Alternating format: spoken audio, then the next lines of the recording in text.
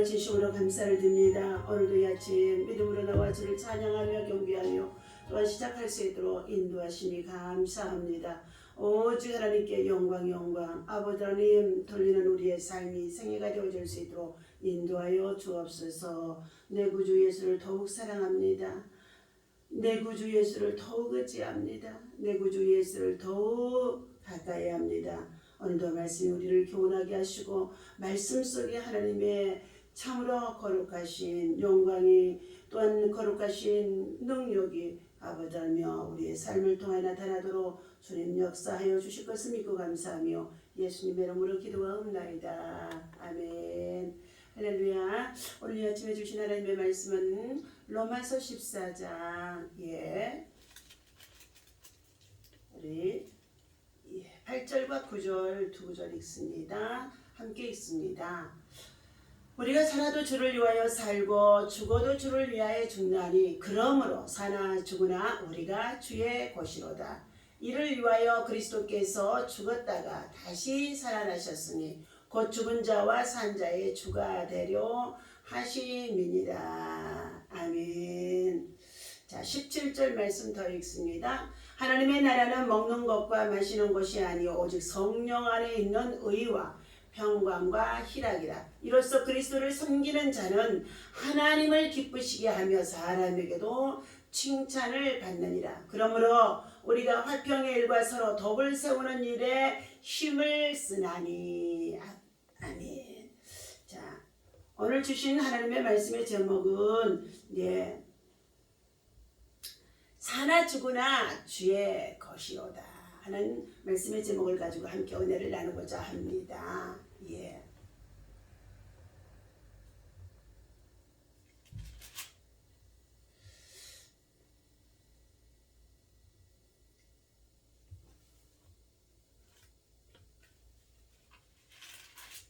오늘 로마서 14장에서는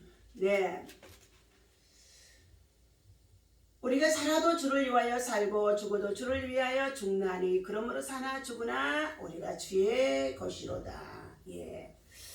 이스라엘 민족의 모든 백성들이 살아가는 가나안 땅에는 바알 신과 아세라 신과 몰렉 등 많은 우상들이 가득했었습니다.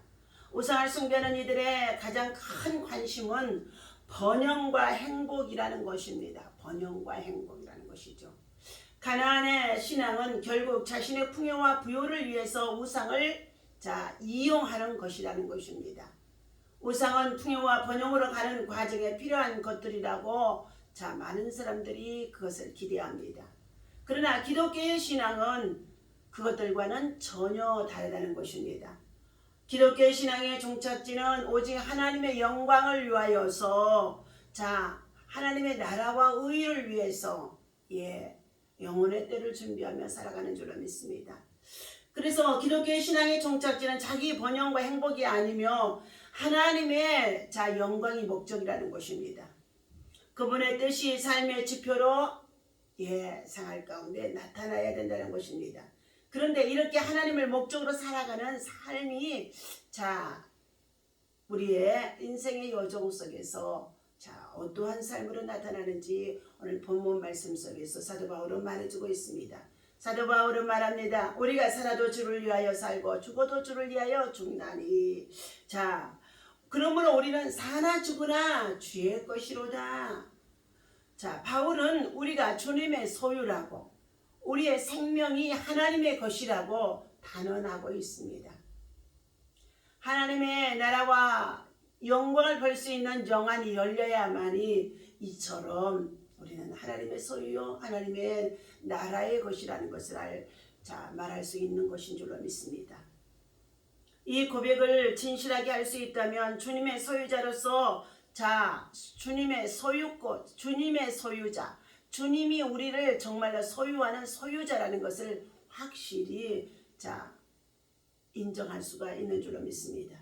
자신을 위한 인생의 삶을 살아가는 것은 내가 주님의 소유임을 부인하며 내가 소유자라는 것으로 말하는 가운데 있습니다.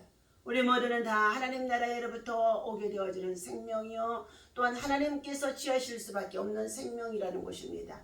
사나 죽으나 또한 우리는 주님의 영광을 위하여서 주님의 나라의 거룩한 백성으로 살기 위하여서 이 땅에 오신 우리 예수님은 잃어버렸던 하나님의 형상, 하나님의 성품을 찾을 수 있도록 멸망에 이르지 아니하도록 하나님께서 우리의 영혼을 소생하고자 예수님은 전도하러 오신 줄로 믿습니다.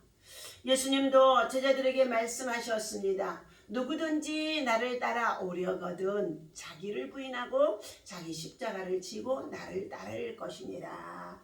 마가복음 8장 34절에서 말씀해주고 있습니다. 자신의 행복을 추구하는 삶은 예수님의 가르침과는 거리가 참으로 멀다는 것입니다. 오히려 아프고 힘든 길, 내가 죽는 길을 선택하는 것은 주님의 뒤를 따르는 방법이라고 주님은 말씀하는 가운데 있습니다. 안종건 여사의 어머니 조마리아 여사가 옥에 갇힌 아너사에게 보낸 편지에 이러한 구절이 있었다고 합니다. 너의 죽음은 너 한 사람의 것이 아니라 조선의 전체의 공부를 짊어지고 있는 것이다. 네가 만약 항소를 하게 되어진다면 그것은 일제의 목숨을 구원하는 주시 될 것이다. 옳은 일을 하고 받은 형이니 비겁하게 삶을 구하지 말고 대의를 위해서 죽는 것이 이 어미에 대한 효도이다. 어머니가 아들에게 목숨을 구걸하지 말라고 하신 편지의 내용입니다. 자신을 사랑하지 않는 어머니가 어디에 있겠습니까? 그럼에도 불구하고 나라를 잃어버렸던 우리 민족 가운데 나라를 사랑하고 나라를 위해서 대의를 위해서 희생하고 있는 이 아들을 향하여 어머니는 옥중에 보내는 편지였다는 것입니다. 아들의 죽음이 얼마나 슬프지 않았겠습니까? 그러나 조마리아 여사는 안중근 여사를 자신의 아들일 것으로만 여기지 아니하고 우리 대한민국의 조선의 아들이라는 것을 알면서 그 아들을 참으로 나라에 바치는 것입니다.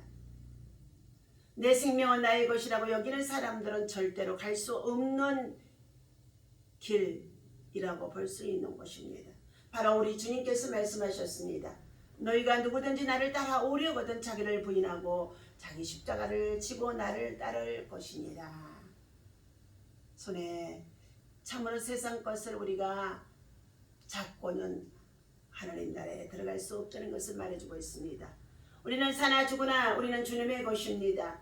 이 신앙을 붙들고 오늘도 주님의 이루려고 하신 하나님의 나라와 의를 위해서 거룩한 주의 백성으로서 우리가 경건의 삶과 함께 이 사순절 기간 동안에 자신을 부인하고 더욱더 힘써서 주님의 나라와 의를 구하며 십자가를 지고 가는 저와 여러분 되어지시기를 예수님의 이름으로 간절히 축원합니다. 기도하겠습니다.